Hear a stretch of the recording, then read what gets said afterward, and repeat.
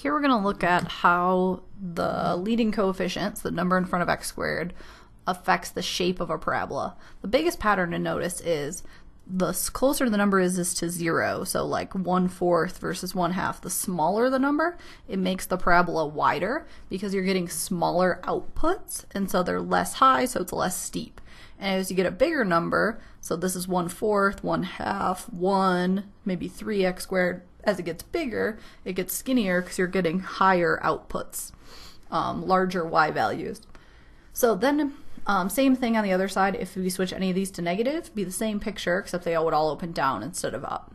All right, so once we notice that pattern, if we get a little group of graphs to look at,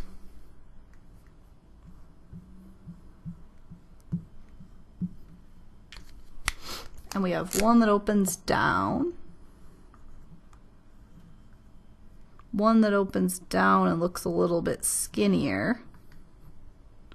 We have one that opens up, and then we have one that opens up and looks just a little thinner than that one.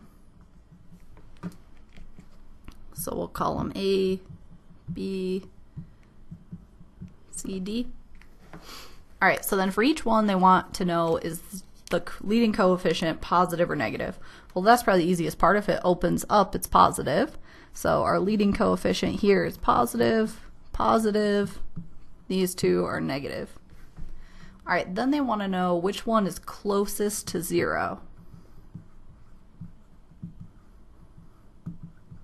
Now notice if I ask which one's closest to 0, so let's just come up with some guesstimates on what these could be, like actual numbers. It's not perfect, but say if this one's skinnier than this one, if this one is maybe just negative x squared, then maybe this one's like negative 2x squared. We're just ballparking them so we can get an idea. It's easier to look at with some concrete numbers. All right, then let's say if this one is maybe just our normal parabola, like 1x squared, maybe this one is 2x squared. All right, which one of those numbers is closest to 0? Well, now, right now, this one and this one are kind of tied because notice as they get wider, they're closer to 0. So now I have to say, okay, well, maybe my estimates weren't perfect. Which one of these two looks wider? And also the ones on the computer screen, they'll try to make it reasonably obvious which one. My hand drawings probably aren't as good. So I'd say this one looks a little wider, this one looks a little thinner. So let's say if this one is like negative x squared, maybe this one was like 1/2 x squared. The biggest thing to keep in mind is closest to 0 doesn't have anything to do with the sign. So the one that's the closest to 0 means which one's the widest. It could open up or down, because 1/2 is closer to 0 than -1. And so in this case, we'll go graph C is closest to 0. They're just asking which one is the widest one. All right, then if they say greatest coefficient or least, in this case they want to know the greatest leading coefficient.